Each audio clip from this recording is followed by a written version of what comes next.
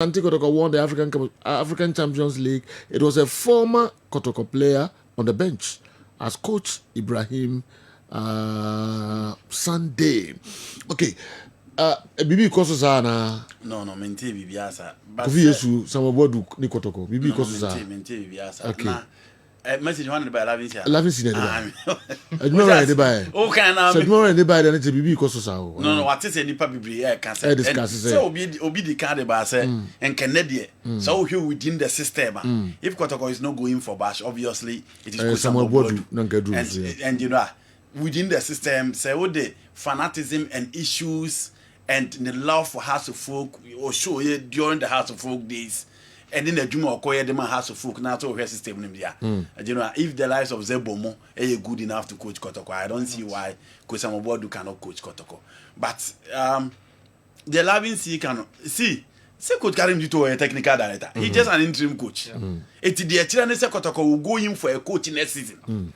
Until you cannot use Coach Karim Dito situation as a yesterday say previously no na Kotoko G Africa Cup na former player na ho enti former player ho a obi anya no nya adwuma no he's working as an interim manager, so obviously Kotoko be go for a coach next season enti unti fa coach Karim Dito dia no so nya yastic, and we've had former Kotoko players coaching Kotoko, so don't me anya Africa coaching has former Kotoko players coaching Kotoko almost 20 me anya Africa and I'm boy say no na coach Razak dia ebo men so am Kotoko coach Masoko do am Kotoko omo je Africa coach Masoko do say na say Obama coach Kotoko an go je Africa coach Kotoko an go je Africa enti if you want to go places you only look for competence. The issue of how Hannah can come because Masoko doesn't go Kotoko then he has yeah, professionalism. Yes, so let's accept that. And he said that James Kodeba and say Leonardo so coach in Tamalam. If you feel that coach is cut for the job, only you fit to be at that position per the project and what you seek to achieve, just give the opportunity. Coach Ben Bayejma on person team be winning. Go and be so. Performance of Bawa Bokotoko, Ababuni, one just more kind. Now, Minkaza Tintina and Gofas, Samuel Boadu, Embra, Minkas as a Tintina Kotoko Gofan, but Samuel Boadu made Kotoko bench against her to folk. Now, who away? Yes. About the team winning. So, Mimin Timasi, or your coach, Ufana, or Bachro say, maybe, or yeah, Jumano, a horn and a Kuma. He's a professional. Yes. And you know, now more Mudi Kotoko, China, or more any Kotoko, yeah, Juman. So, more opportunity, Baby, some Koya Juman, you more better of our Monko. Yes. You go. Yes. You know, and a friend is saying,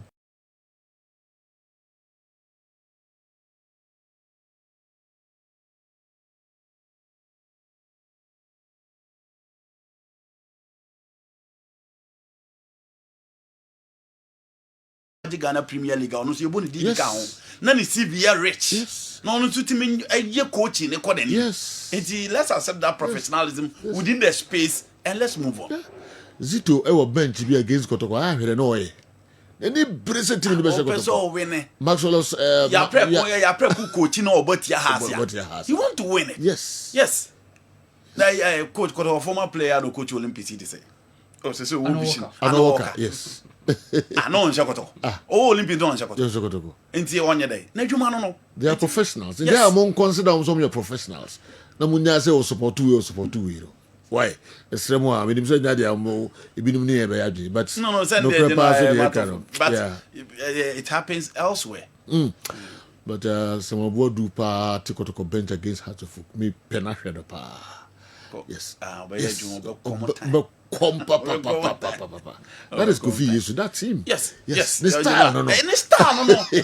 What makes Morino? Yes. You know, the English Premier League is all over the place, but they are missing the Morino type of a coach within. You need those type of flavors to be part of the ingredients. Number bench one in any break. Yes. And then against Kotoko, I know yes how. So what is that not you? Or bench behind Subano. They know or resource. Oh, here results. Pep Guardiola, or what Passano, no one tells about Manchester City. Or better sitting a pressure and demand and it was so. Obey me, Bob was said on what FM. It is said, let's accept it. Said, okay, game no. See, I perceive according with dia and a professionalism nedu and a honey baby or say, Yan talk to Adrian Caesar, the Miffin chat toOkrana for your questions, no, for Biguho, and my good morning, General. In recent times, cars has overturned a plethora of cases ruled otherwise by the GFA. I would love to hear your crew's opinion on the future of Ghanaian football, specifically regarding the functions of GFA's judicial bodies. Julian Caesar, and so about. Also, in recent times, as a FA no casting be na cast overrule. FA no casting na cast attend. Nti opese oti your opinion on the future of Ghanaian football, specifically regarding the functions of GFA's judicial bodies. There's a recent one, Solomon Safu Taylor. Yeah. Meet you. Okay. You know, Obi say, Adebia meka San Siro ana maka GCP Mieza. Head ya to aso. Na di intine ye first stadium no GCP Mieza Sports Stadium. Stadium na ankasa ewo Milan. Na Milan no the district of San Siro. And a stadium na ankasa ewo. Na stadium no ye de to abranti a usi a kind ma Inter. SSC a kind ma AC. Now Italian national team no in 1934 and in 1938 or winning a World Cup. He was part of the Vittorio Pozzo winning World Cup team. Almost the first nation and the first team to win the Champions League. Almost just had defended. In Tiano Nema almost the stadium ne too.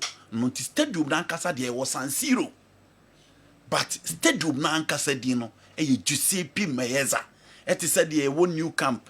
It is said the as general stadium no won ewo. The stadium na ankasa no edino the Giuseppe Meazza Sports Stadium. Edino te se Babayara Sports Stadium. Aha, sanity. Inti ewo the district of San Siro. Okay. And untia ekura ewo Milan. Inti mefa ansa ha na bi anke wa squad district. Inti within that squad no na asquad na yedi Babayara mum ye Giuseppe Meazza no. Inti enu nti na ma ye frɛ no. Yenim se Europe. Senye sponsorship mpempi no eya na omo tade to omo former president Italy Spain. Anye former president area na ewo no anase omo former player and omo te stadium eto. Inti Fiorentina wa Antonio Franchi omo former president and omo de stadium ni din to no. Real Madrid was Santiago Bernabeu omo former president and omo de team no edin eto no. But so her company was Spotify mo aba bituaka e de omo din ato so. Oko Metropolitano right e mo de omo din aba beto so. Inti sa na general etie ewo ho. Xavi Alonso moved to Real Madrid. And a press conference I'll be between game between Dortmund and the Leverkusen obey Arena no. And Kessben said Xavi Alonso be announced to the German press say Real Madrid.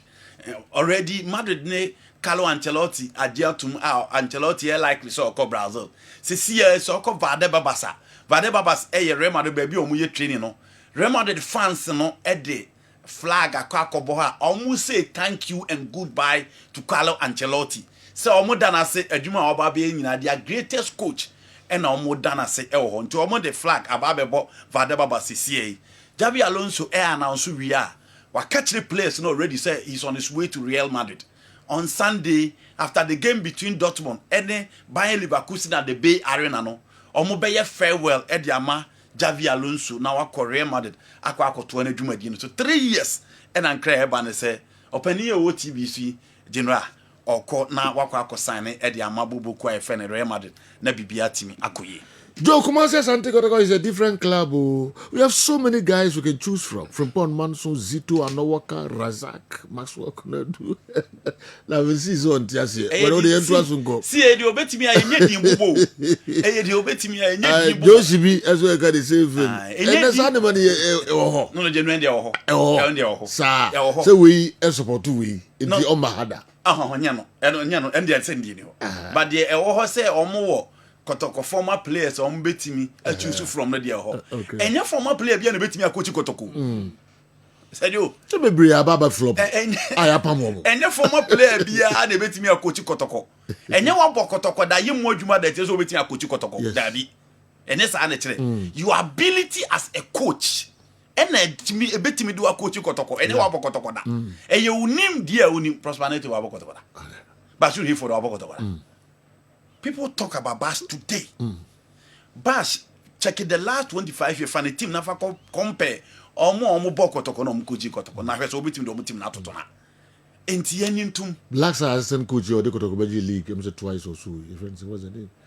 No, come Didi Dramani. Didi Dramani. So I'm Mokotoko. But so I he won FA Cup too. Yeah, he won in 2014. Yes. You know, enti game na this is a chinchilla Kotoko player.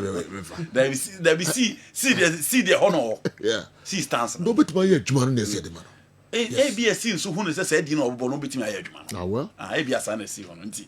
See and also into and now Kotoko players, ne Hartford players, Omoko Haba Hadebia. Yeah. Who are names a known Hartford player or Dohas. But to team the Bokotoko. Yes. Anambwa. And also big away known Kotoko supporter. Think about Hartford. Yes. Kotoko. Opogo free Bokotoko one has been right. Yes. Here Emmanuel Sekufo. Yeah. Osakufo is a Kotoko pa. Yes. But I do the Kotoko 4-0. And I'm going to be the Oscar Samuel. Yes. So see a man return. Yes. But I'm told so a Kotoko ni. Yes, I don't need to know. But Kotoko he played professionally. Of course, has he played professionally? Lavency the overcast set and Padunum. Oma Mokotoko had to folk. Shade no more. It's the ability, no. This animal in the and no more Bokotoko one has. Obi to mums. Do test and also has food for pa. Shakotoko ball. Say the original park so first in the air, Gambo num. Some has a food for Thomas Hammond. Yes. Okay. On the Bokotoko no pa. Say you. Ball with national ball our ore kura be fish also. The way you Kotoko Nina way nobody here now be coach here ne can say la me ma papa omo the Champions League no dina ma all celebrate ma Real Madrid and there was Barca no didie oja Real Madrid see baby. That is it. And the Barca no didi. Yes. Nti you Real Madrid phone asem. Yes. Nti we ne there. If Jesus also has to the cabium. Debbie. Say in love in the evening now. It no all has. Bernard Mofo.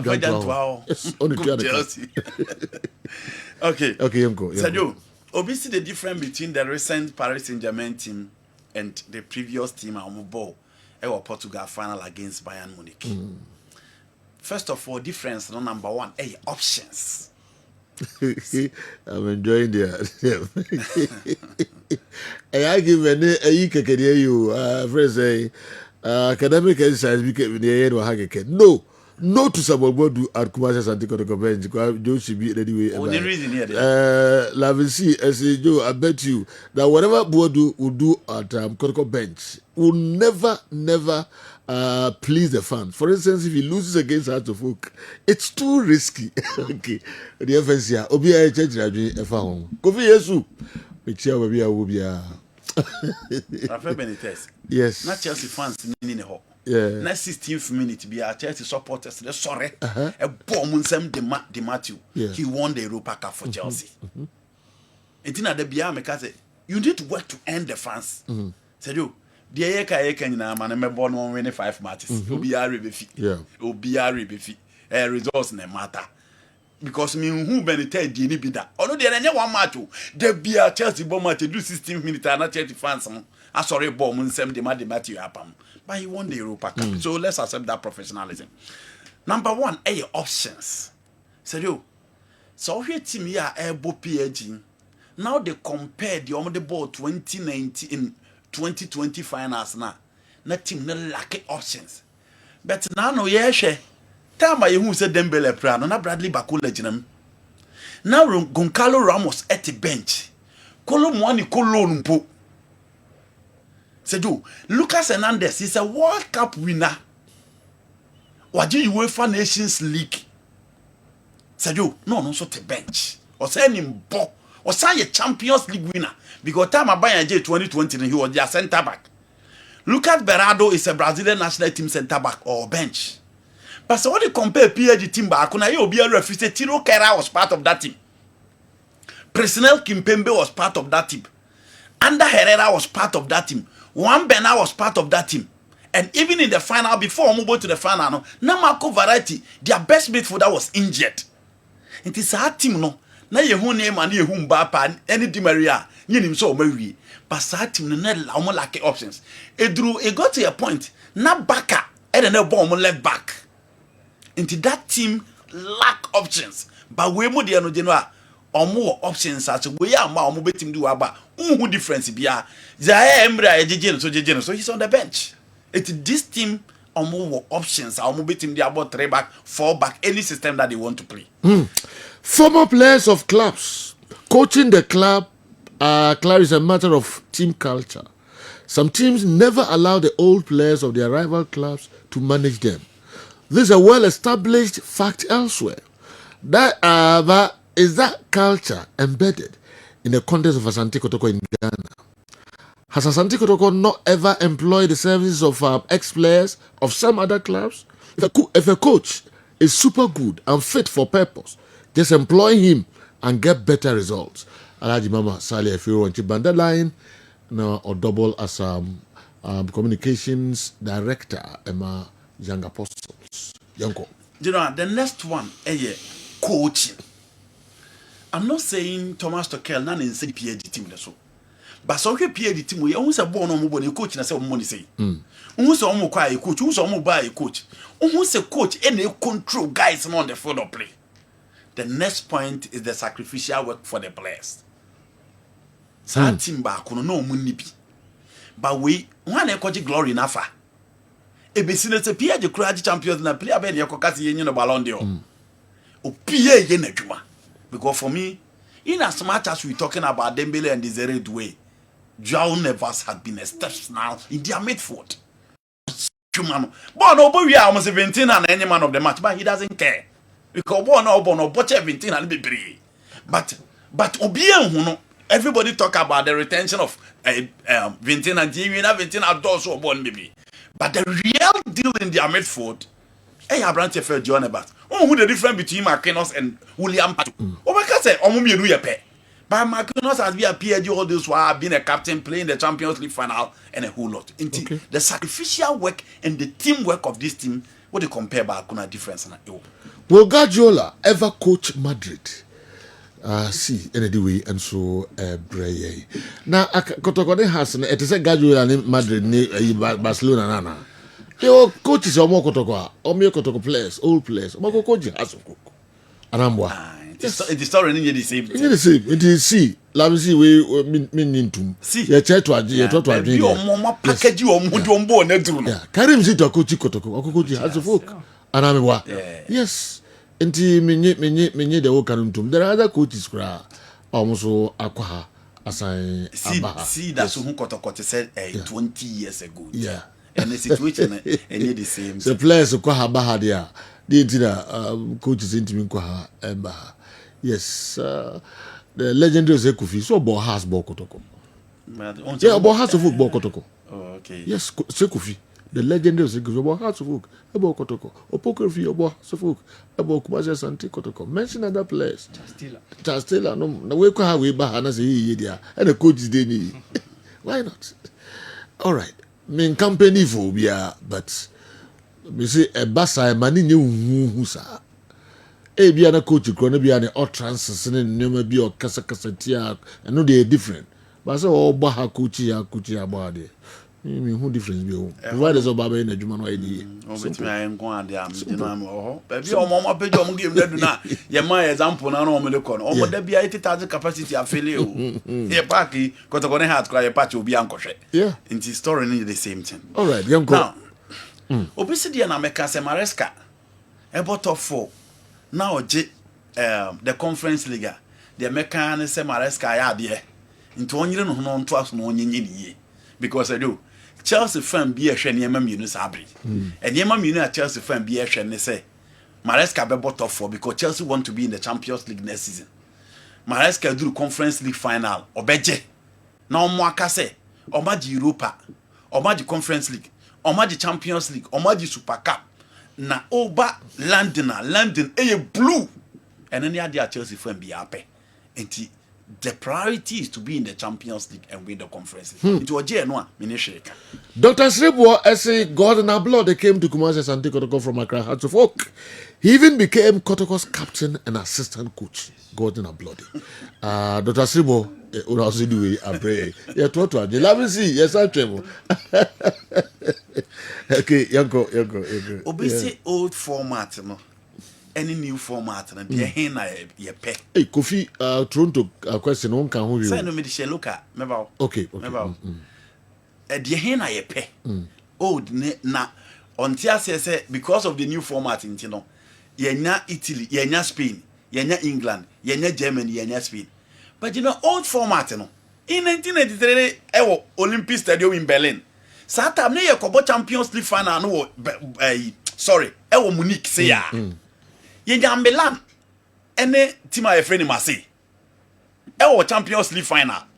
Emma Basi Bolishe 1-0. Emma trophy ne ba France.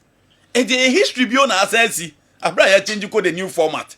It yenya na the message ne ba. It is not as if the new format all the Champions League finals were played between teams from England, Germany and Spain. No. Yeah, the Champions League be corona e the finals e koso afia no. E hono nso ye konya France ba ko Italy ba ko. E ma ye wie no na trophy no e ko France. And only different from the Dortmund 1997, you know. It is a do. It be a sida. But at the back one, I may say from the old format now. Onyan with the new format for me, I worry some. I never may fit the old format, no. Home and away basis. Was the group phase of the competition. Because so when your team beat Bayern Munich and Barcelona, Shia. So you unya the Munji Stadium. It was also Sakunya Alliance Arena now enjoy. Samsung unya AC Milan versus Real Madrid because of the memories in San Siro and memories at the Santiago Bernabeu. It was so unya home and away no. Look at how football fans enjoy the Barcelona Inter Milan first leg and the second leg. And again, San Siro has added up to a memory. That be as a discuss Champions League. The 4-3 in bar, so the time by the extra time. How fans receive game no in San Siro no. We are babe add up. It is a game no etie. It for me old format na dia. Nya new format you know. The group phase home and away basis. The rivalry in Sunyani between BA United and Bofoko Tano is one of the most intense rivalries in Ghana football. Into Jan at a point scored an own goal for Bofoko Tano to be relegated. In the ongoing Division 1 league, Into Jan was appointed to coach Bofoko Tano. That is football for you. Laven C seems to have lost this one on a landslide basis. Alaji Mama Sadia. Monto see as a man for bo papa no pay. Me nim so bedia tuma. O no nya dia obedia tum. So I'm expecting you to come back big time. Already into you. General. I say all factors considered, the biggest team in the Premier League it is Liverpool. Liverpool or more Champions League United. They say more Premier League here, so it is Liverpool. And I will be saying I'm still who United game when I draw a course. And at the moment I mean who say William Brothers in starting 11 and who say about when they already said or Mobeko Sama Mess. Yes. Because United go best and then Abranti Feno Avaraju. No money the guys are waiting to take to the promised land.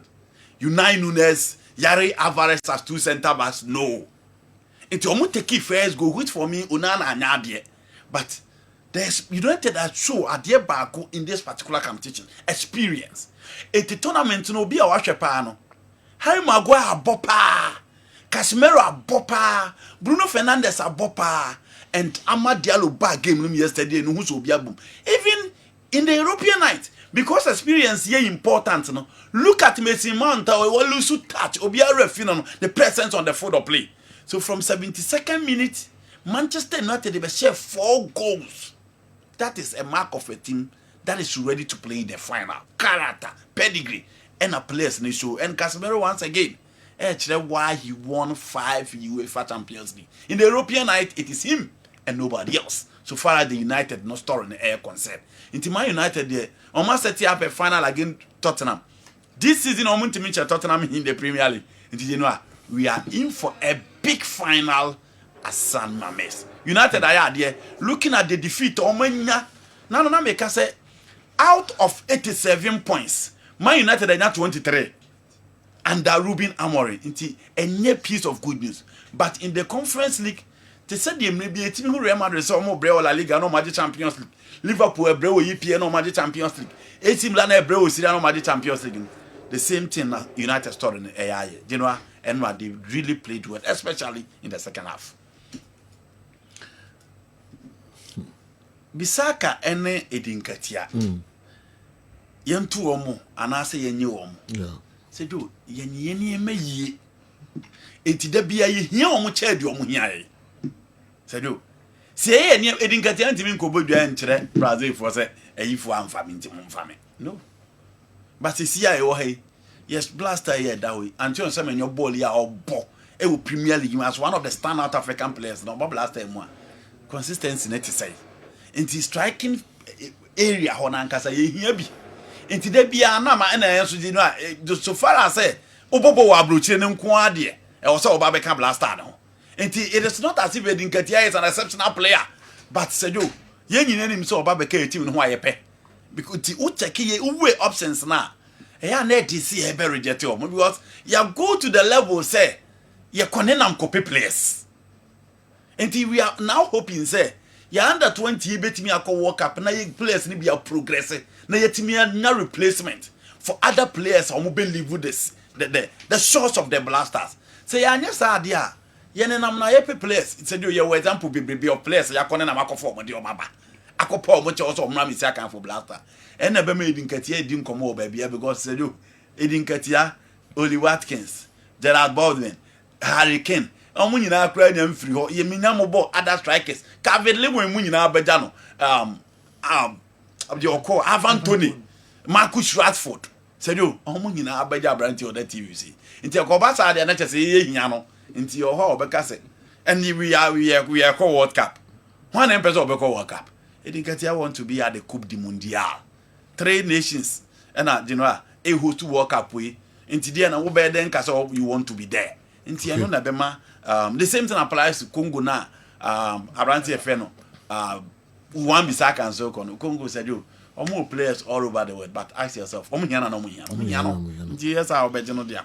said you This is the 6th time English clubs have met in the UEFA Europa Cup finals.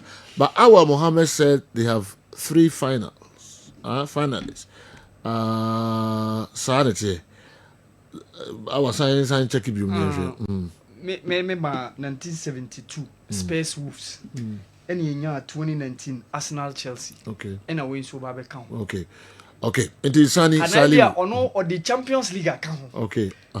If you know the Champions League account. Okay. So Champions League, you Chelsea, Man United. Okay. And you Chelsea, Man City. Okay. And you Arsenal, Tottenham. No Europa no so can UEFA Europa Cup finals. And it is Sani for other games no beka ho. You talk to adwen ebi ho bekem kakra na nyina no ya to na CP kama. Gordon Ablodi wasn't popular when he was at Hartlepool. Okay. He had all his popularity and achievements at Kumasi Asante Kotoko. In contemporary soccer, in Ghana, it's very rare to have the Charles Taylor's example. Let's hasten slowly on Coach Samuel Boadu.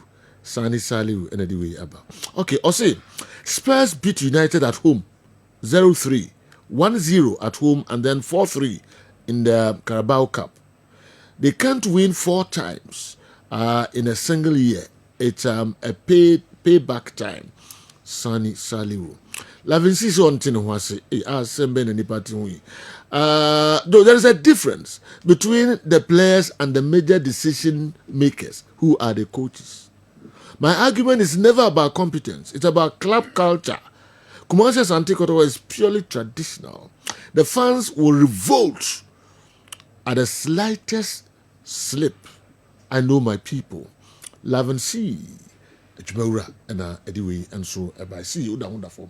Jiminim in a page as a go for to Tom to you know. Now who's still typing but wonderful. Yeba local source no so na Andy, young check a grana yemra locals. What should I have one question. I have one question. Oh, message I reading now Coach Otiakenten to send him a message. Coach Otiakenten. Or say Andy, I coach Kotoko and move on to coach Hasufuku. One has to be professional. That's it. And as Andy Salu message, no, you go if Nancy Muhammad Al Hassan be Kotoko. Mohammed Al Hassan. Nancy Kotoko. Yes. From Hartlepool. From Hartlepool. Yes. Nancy Kotoko. You're refi. Now we almost say coaches need but players need different. Coaches need players. Any on Kotoko Mpamzi to. And I'm what? Kotoko Mpamzi to. Okay. Now some matters Hamza Isakra. Okay, so no a player of the club. Hamza Obin. Hamza Obin. Hamza the onye former player. Hamza former player. Also coach Hatufuko. Asante Kotoko. Hamza so we competent. Ono graduate assistant coach also mo consider no. All right. One question mind to the later. One question. I mean, you try to Hamza question mind. Oh, that mean you all right. You foreign the manager coming back. Okay, one question. Obi say Chelsea can beat Real Betis to ana. David enye match e woto. Finance na agi no a ye bebo ne this year no. Se wo tie kire na se bi e fala, bi anye fala. PSG Inter Milan 12 game. Tottenham Hotspur Manchester United will lose 4 times. 12 game. Real Betis, Anthony Adia or Real Betis. And the Mecca said Europa Conference League final. Way better the biggest. Because you who final AS Roma and Fiorentina West Ham. And Olympiacos there. And I would say Olympiacos there and Fiorentina. Way better the biggest. Yes, obviously we will be the biggest. Who compared to yes, because Ubenya Ivan Hernandez, that Moroccan guy, Nidino Ezula is Abdi Azul. Yes. Ubenya Anthony, Ubenya the champion Isco Mujram Nathan, and other players and so were all right. More camera na local no, but madam knows more tackles our question here. No busa format no, current one and the old one. What we know. Okay. The FNCI na in camera na.